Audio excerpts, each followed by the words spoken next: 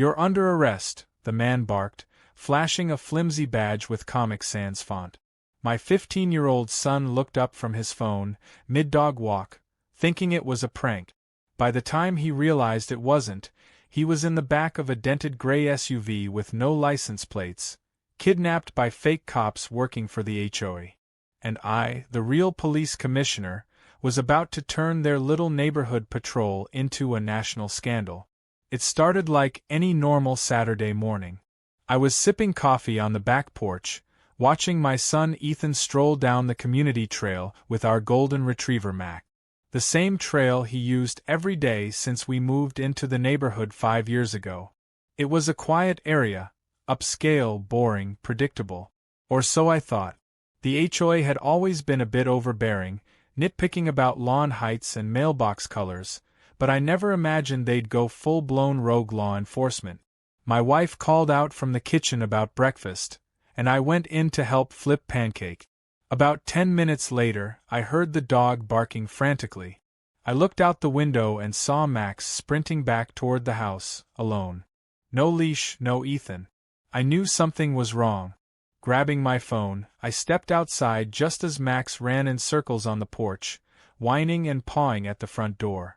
I checked our security app and rewound the camera footage. My heart dropped. 2 men in mismatched uniforms had approached Ethan on the trail. They spoke briefly, then one of them grabbed him by the arm and shoved him toward a vehicle waiting near the curb.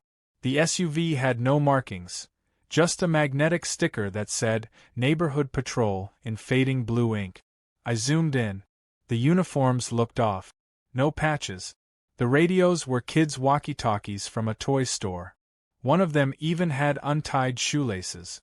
I tapped into our garage camera feed. It had caught the rear of the vehicle. No plates. I called Ethan's phone. Straight to voicemail. My cop instincts kicked in instantly. I called dispatch. "Any units deployed to my home address or the surrounding area?" I asked. The reply came swift and firm. "Negative. No activity logged." That's when it hit me.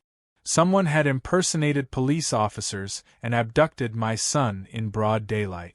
I, the highest-ranking officer in the city, had just been hit with a crime that wouldn't have made sense in a third-rate soap opera. I pulled up the app for our private neighborhood group and scrolled through the latest posts. One caught my eye. HOA cracks down on trail violations. Expect enforcement. It was posted by Karen Holloway, the acting HOA vice president, community gossip ringmaster, and self-declared queen of neighborhood law. I jumped into my car and drove straight to her house. I didn't even knock. She was outside trimming her roses, wearing a sun visor and sipping iced tea like nothing had happened. "Karen, where is my son?"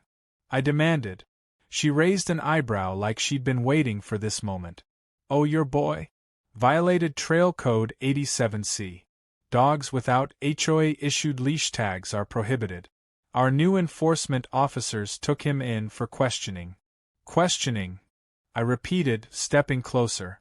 "Under what jurisdiction?" She smiled. "Community jurisdiction. You really should attend our charter meetings more often." I clenched my jaw and kept my hands at my side. "You just authorized the detainment of a minor using fake cops and a fake vehicle.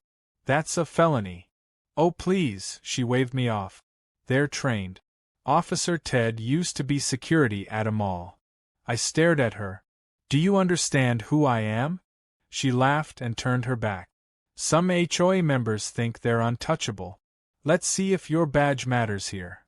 I walked back to my car, calling one of my top internal affairs officers on the way. "Keep this off the books for now," I said. "But I want a silent perimeter, undercover. Find my son. Do not engage the HOA yet. I want this done right." By the time I got home, the team was already working. We traced the neighborhood cameras. One smart officer even checked GPS data from Ethan's smartwatch, which was still active. The signal led us not to a police station, but to a house listed on Airbnb 2 blocks away, currently under maintenance, according to the listing. The closer we looked, the more insane it became. That property was booked by a name matching one of the HOA board members' cousins. It had been used before, for what looked like HOA interventions against residents with overdue fines, trash can violations, and in one case, planting non-regulation tulips. By mid-afternoon, we had visuals on the house. Curtains drawn, garage door half shut, 2 individuals on the porch, both wearing those same pathetic uniforms. They didn't look like law enforcers. They looked like mall Santas on summer break. I coordinated with my team to maintain visual distance while I made a quiet entrance through the side fence. One of my officers had circled around and peeked through the back window. There he was. Ethan. Calm, but obviously confused, sitting in a folding chair, his hands zip-tied behind him.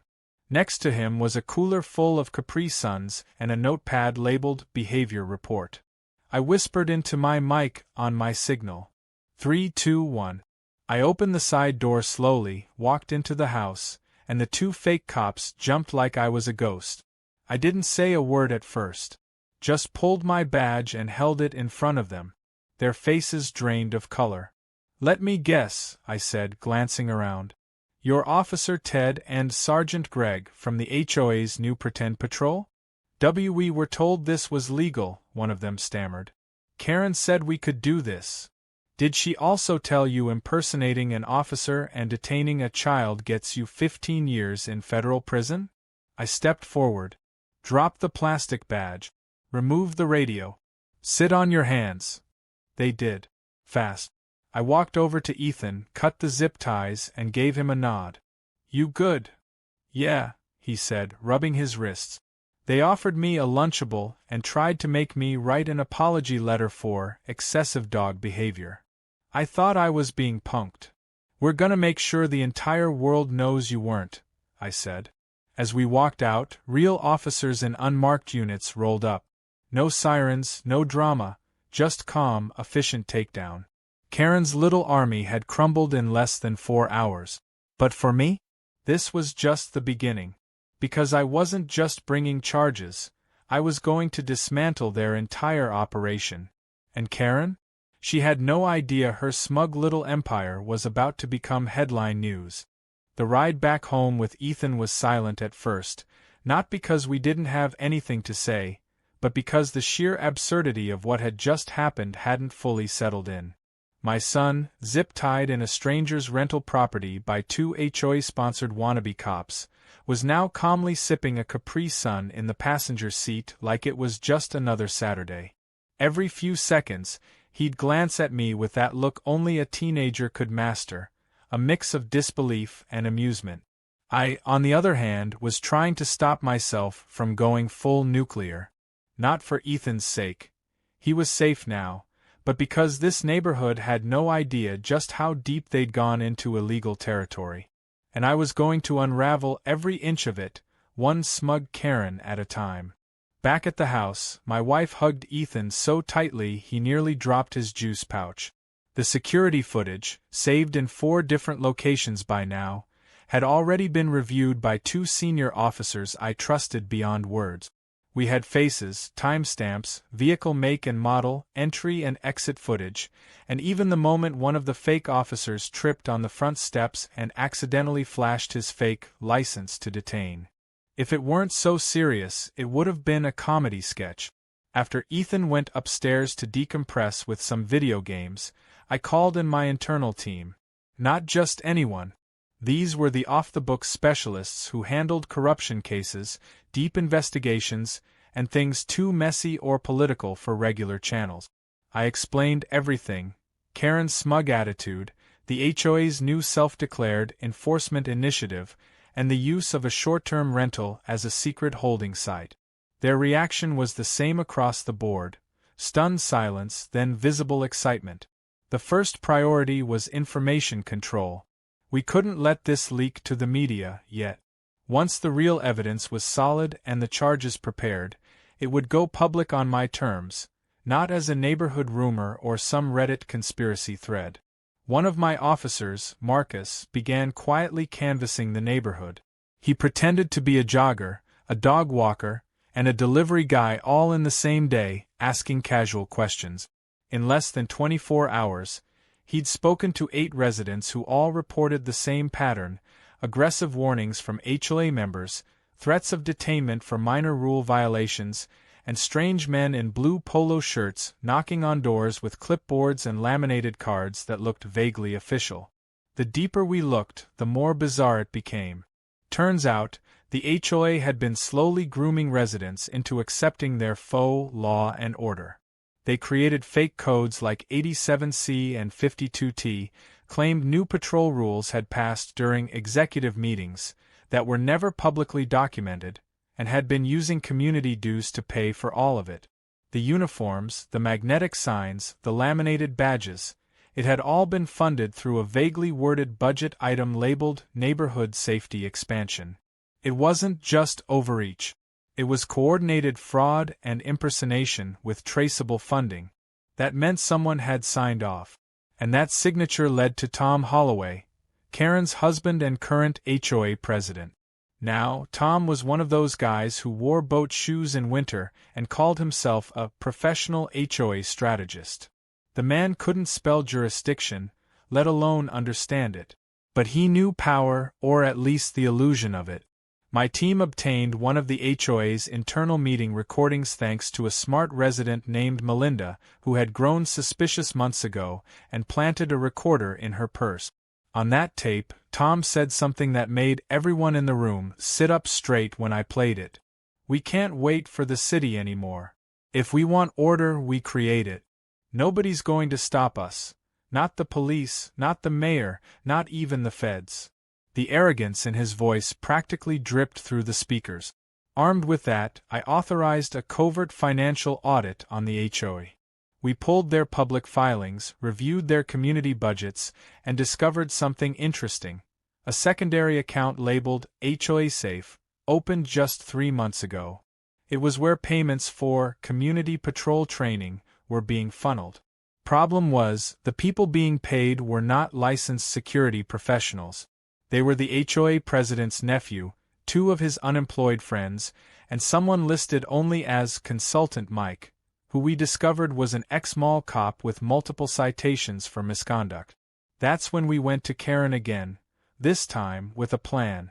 One of my undercover officers, Lisa, posed as a potential buyer looking to invest in the neighborhood. She called Karen under the pretense of wanting to learn about the community's safety initiatives. Karen couldn't help herself. She invited Lisa to a small gathering in her backyard the next day, promising a presentation about the HOA's enforcement strategy. What Karen didn't know was that Lisa was wired.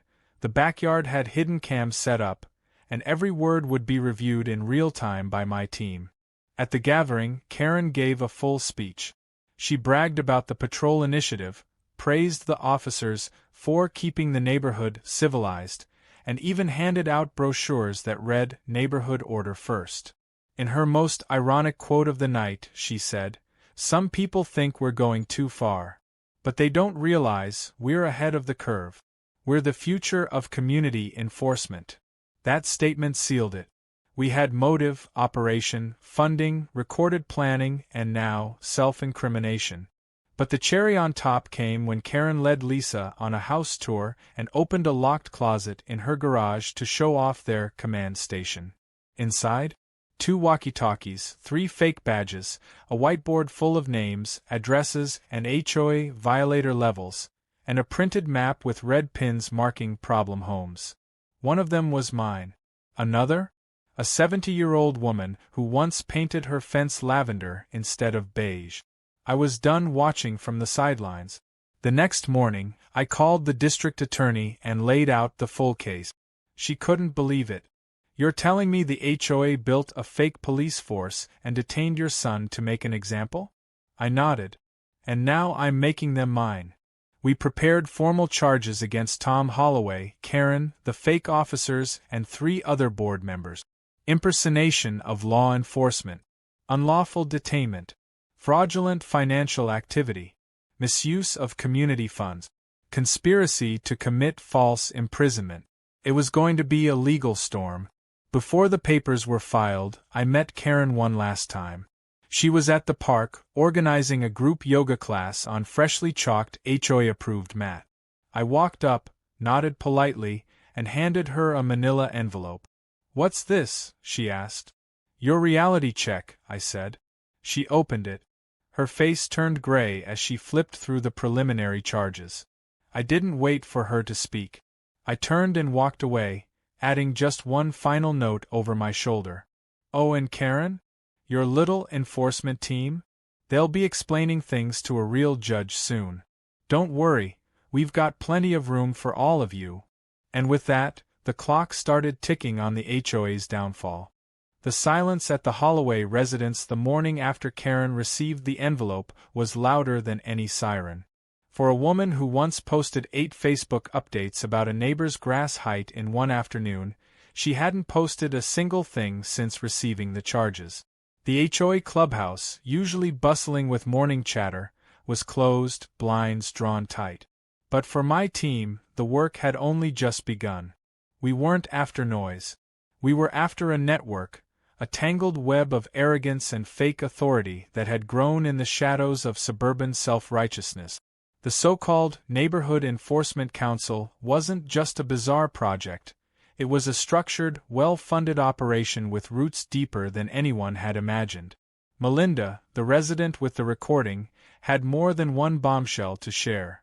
She forwarded emails and group texts between board members discussing behavioral thresholds, deterrent escalation, and even routine detainment drills. They had rankings for residents based on how compliant they were. Level 1 violators got warnings and fines.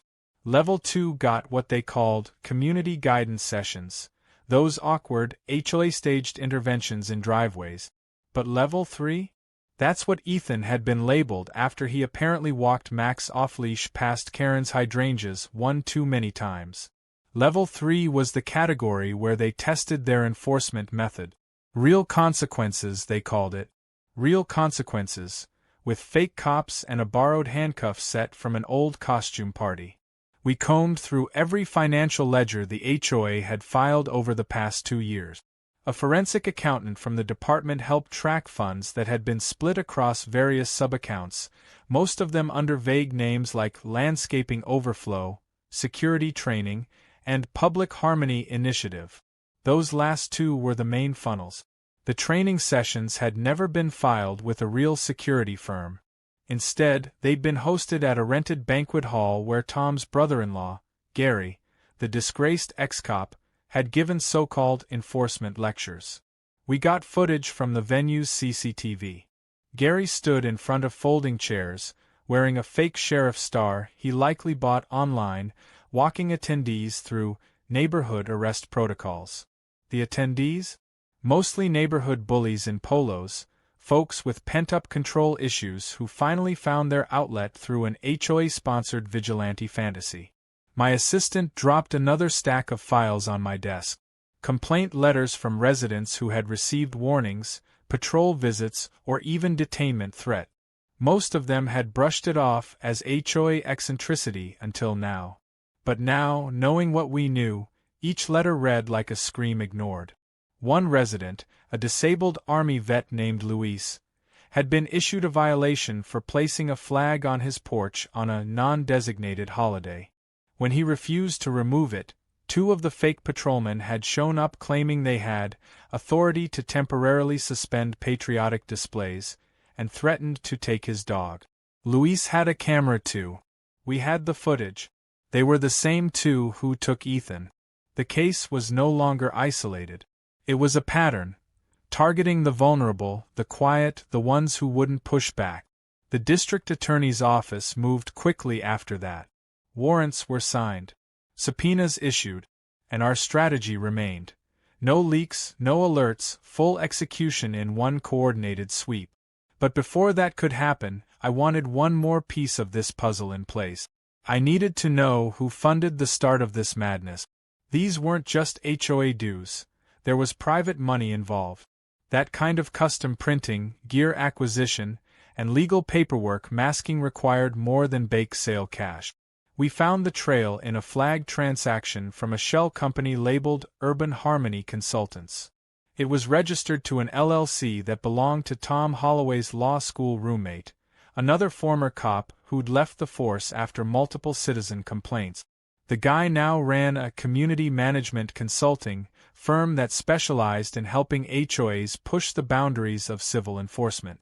It was all coming together like a badly written thriller novel. But the difference here was, the Real police were the ones holding the pen. I ordered a round of silent interviews with known HOA board members, off record but recorded. We offered deals to the low-level players, the ones who had doubts, the ones who might crack. And crack they did. One woman, Barbara, treasurer and head of the Community Beautification Committee, confessed everything. She'd been bullied into silence, threatened with fines, and even received an anonymous note saying her husband's license plate was on the HOA's internal watch list. Another member, Harold, said he'd been bribed with a landscaping contract for voting in favor of the patrol expansion. But the real twist came from an unexpected place. Ethan, sitting on the couch, watching the news with me one night, he asked a question I hadn't considered. "Dad, do you think they ever plan to stop?" I paused, looked at him, and realized the answer was no. They wouldn't have stopped. They were getting braver. The detainment wasn't a one-off. It was a trial run. If they got away with Ethan, who knows what they'd try next. What started as HOA fines had mutated into a full-blown rogue justice system, unchecked, untrained, and completely illegal. And the sickest part? Some of them genuinely believed they were heroes, restoring order to the suburbs. The morning of the takedown came with no sirens, no flashing lights, just precision. Officers in plain clothes moved in on the HOA clubhouse, the Holloway house, and 3 other properties used for enforcement operations. We arrested Gary at a gas station, Tom during his morning jog, and Karen, ironically, during a yoga pose in her backyard. She tried to talk her way out of it, throwing around phrases like community immunity and citizen charter enforcement, but it didn't matter. She was cuffed by one of the very officers she had called ineffective during a community meeting last year. Back at the precinct, the booking process was clean and fast. Fingerprints, mugshots, evidence cataloging. I looked through the two-way glass at Tom and Karen sitting in separate rooms. Tom tapped his fingers nervously, occasionally glancing at the camera. Karen stared straight ahead, jaw clenched, as if daring someone to question her authority again. They weren't running anything anymore. They weren't special, empowered, or protected. They were suspects, and soon they'd be defendants. I released a short statement to the press that afternoon. Carefully worded, nothing too sensational. Just enough to confirm that law enforcement had intervened in an active investigation involving impersonation, detainment, and financial misconduct by a local HOA. No names. No gory details. Just enough to let them know the situation was under control. But I knew it wouldn't stay quiet for long. And that was fine. Let the storm come. I had the truth, the law, and the full force of my badge. And if anyone thought this was the end of the story, they had no idea what was coming next. Because I wasn't just cleaning up their mess. I was about to turn it into a warning for every overreaching HOA in the country. News spreads faster when people think they're the ones breaking it. That's exactly what happened the morning after the arrest. A local blogger posted a blurry photo of Karen being led to a squad car mid-downward dog, her yoga mat still under one arm, hair frazzled and eyes wide. The headline was simple but effective. HOA Queen Karen cuffed, turns out her cops were cosplayers. By noon, it had over 100,000 shares. By the end of the day, national outlets were calling. Reporters camped out near the gates of our community, asking residents for statements, waving microphones at anyone who walked by with a leash or a clipboard. Karen had always dreamed of being famous. She just didn't know it would be with a booking number. Inside the department, things were less theatrical but far more critical. The DA's office had moved swiftly. Formal charges had been filed against 7 individuals. Tom Holloway, Karen, Gary the trainer, the 2 main fake officers, and 2 HOA board members who had orchestrated the funding shell account. Each of them was facing a unique cocktail of charges, from impersonating law enforcement to unlawful detainment, criminal conspiracy, and misuse of public funds. One board member even had a pending charge for wire fraud after he tried to transfer remaining HOA funds into an offshore account 3 hours after the first arrest. Luckily, the bank froze the transaction when the routing details were flagged by an alert we had put in place weeks prior. And while the legal machinery spun into action, the neighborhood itself began to turn against the very system it had once tolerated. A community town hall was called, not by the HOA this time, but by the residents themselves. It was held in the local high school auditorium, and by the time I walked in, every seat was taken. The room buzzed with anger, disbelief, and in some cases, laughter. Laughter at the absurdity of what the HOA had become, laughter at the brochure someone passed around that read, "Neighborhood Justice Unit, apply today," with a photo of Karen pointing like she was auditioning for a low-budget action film. The microphone passed from one person to another. A man named Doug, who had lived in the neighborhood for 20 years, took the stage and held up a notice he'd received 6 months ago for hanging wind chimes that weren't HOA approved. "I thought it was ridiculous then," he said, "but I paid the fine. I figured, follow the rules, keep the peace. Now I find out the same people who find me were kidnapping kids and playing dress-up behind our backs." Then came Melanie, a mother of 3. Her voice cracked as she talked about the fear her daughter had felt when 2 patrolmen knocked on their door last month asking about noise levels during a birthday party. She'd assumed they were real, official. Her husband had argued with them, and she now realized that could have ended very differently. The weight of what could have happened hung in the air. But it wasn't just anger. People wanted change. They demanded it. A vote was initiated to formally dissolve the HOA. Bylaws were read aloud. A motion was made. A second followed. And then, the vote unanimous. The HOA was finished. Effective immediately, the governing board was stripped of authority, pending a court-managed financial audit and resident-led restructuring. The clubhouse was closed, locks changed by the local council under emergency order. Karen's little empire had crumbled not with a bang, but with a roomful of neighbors finally saying, "Enough." Back at home, Ethan and I watched the recap on the evening news. He still had that calm, amused look about him, but I could tell the ordeal had changed him. Not in a bad way, though. He was more alert, more thoughtful. He asked questions now. Not just about safety, but about power, about how systems fail when good people look the other way. It was the kind of awareness you couldn't teach in a classroom, the kind that sticks with someone for life. That night, my phone rang. It was a senior producer from a national news network. They wanted an exclusive interview. Not just about the arrests, but about the broader implications. HOAs across the country had been watching.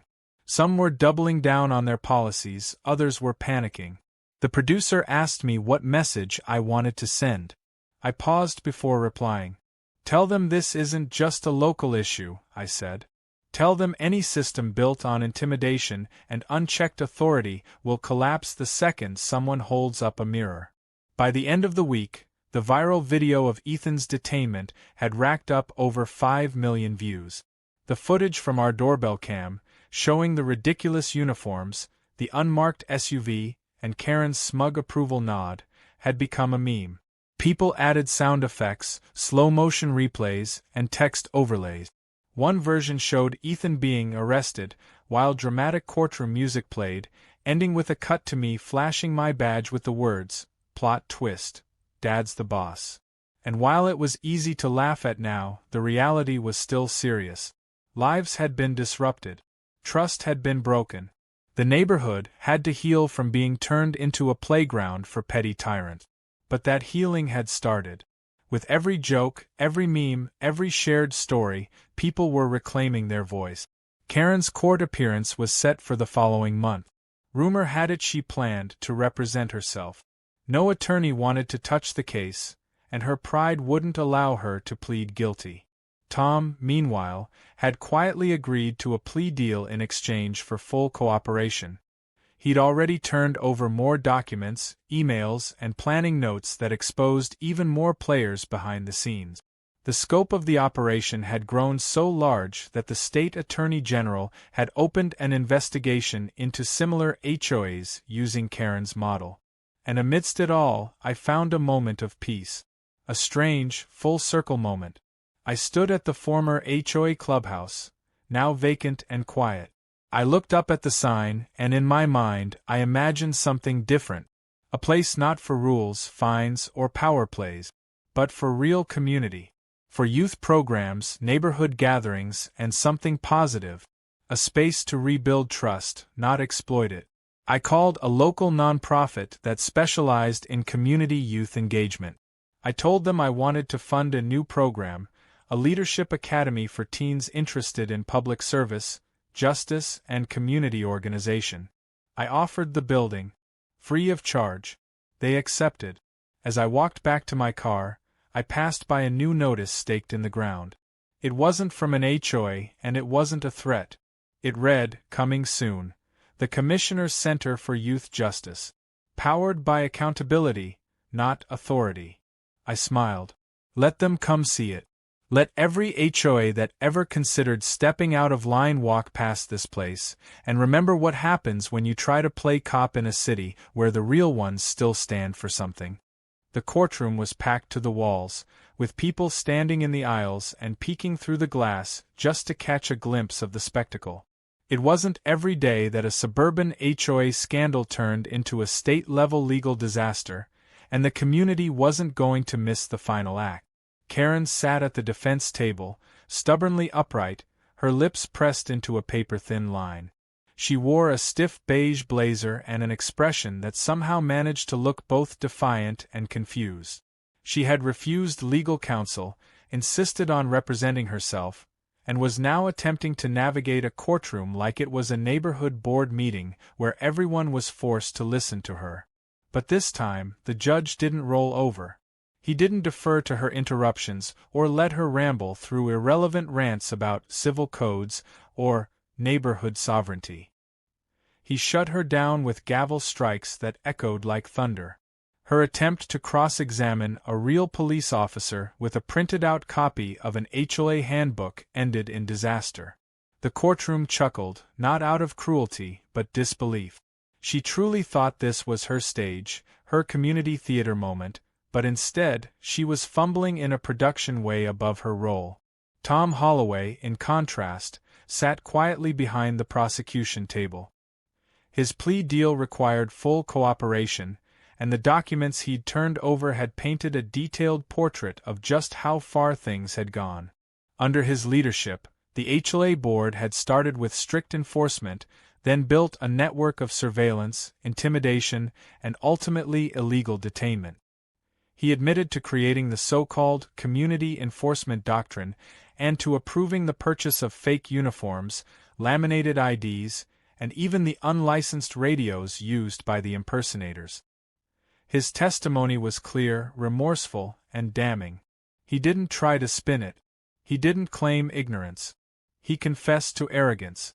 But he did say one thing that stuck with me: we thought we were keeping order. But what we really did was create chaos and call it control. The judge reviewed the charges: impersonation of law enforcement, false imprisonment, conspiracy to defraud, and misuse of community funds. Each charge carried weight, and Karen was facing all of them. She had filed motion after motion, none of which made any legal sense, and even tried to call the HOA charter as her primary defense document. The judge shut it down instantly. "This isn't a community picnic," he told her. "This is a court of law. You don't get to redefine reality just because you have a clipboard." The sentencing wasn't theatrical. It was quiet, firm, and thorough. Karen was given 18 months in county jail, with 5 years probation and a lifelong ban from serving on any governance board. The two fake officers were sentenced to 2 years each, though they pleaded guilty and expressed deep regret, admitting they had been promised job security and told everything was legal. Gary, the ex-cop who trained them, received the harshest sentence, 4 years for impersonation and conspiracy. And the remaining HOA board members involved were placed under house arrest, with heavy fines and mandatory public service. When it was all said and done, the courtroom emptied slowly, as if no one could quite believe it was finally over. Outside, reporters asked the same question over and over: how did something like this happen in a quiet suburban neighborhood? The answer, I told them, was simple. It happened because people were too polite to say no until it was too late. The system wasn't broken. It had been hijacked by people who believed rules were more important than right. But now it had been taken back. Weeks passed, and life returned to a version of normal, though the neighborhood felt different now. Not worse, just clearer. People greeted each other with less suspicion, more honesty.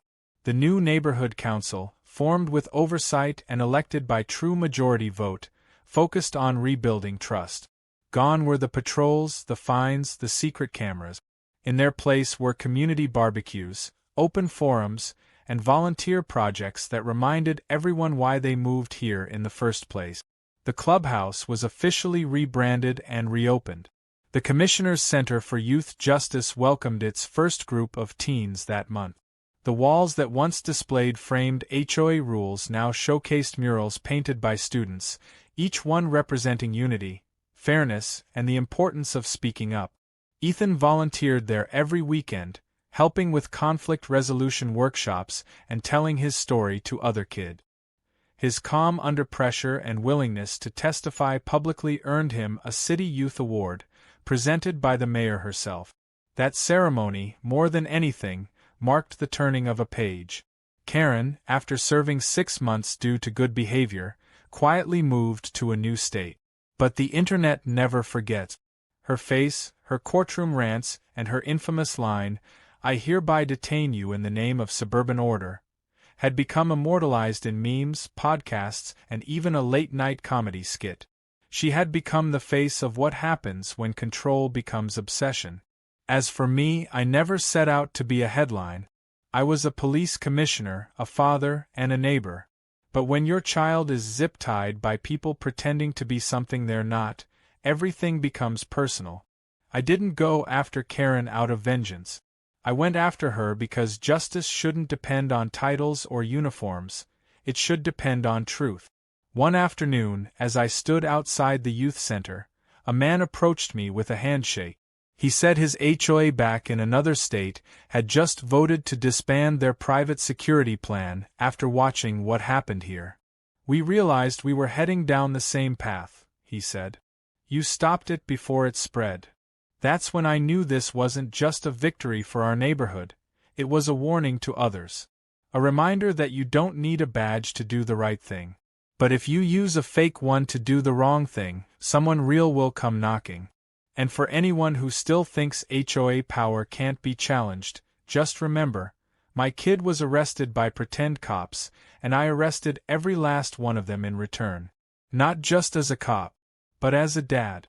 And I'd do it again in a heartbeat.